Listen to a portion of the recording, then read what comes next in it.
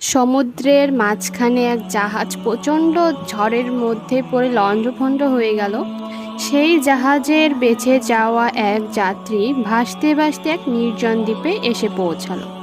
জ্ঞান ফেরার পর প্রথমে সে আল্লাহর কাছে প্রাণ খুলে ধন্যবাদ জানালো তার জীবন বাঁচানোর জন্য। প্রতিদিন সে দ্বীপের তীরে এসে বসে থাকতো, যদি কোনো জাহাজ সেদিকে আসে এই আশায়, কিন্তু প্রতিদিনই তাকে হতাশ হয়ে ফিরে আসতে হতো। এরই মধ্যে সে সমুদ্র তীরে তার জন্য ছোট্ট একটা ঘর তৈরি করে ফেলল। সমুদ্রের মাছ ধরে এবং বন থেকে ফলমূল খেয়ে বেঁচে থাকতো। এরই মধ্যে সে একদিন খাবারের খোঁজে ঘরের মধ্যে বাগানের মধ্যে গেল। বন থেকে ফিরে এসে দেখল তার রান্না করার চুলা থেকে আগুন লেগে পুরো ঘর ছাই হয়ে গেছে এবং তার কালো ধোঁয়া আকাশ ভরে গেছে।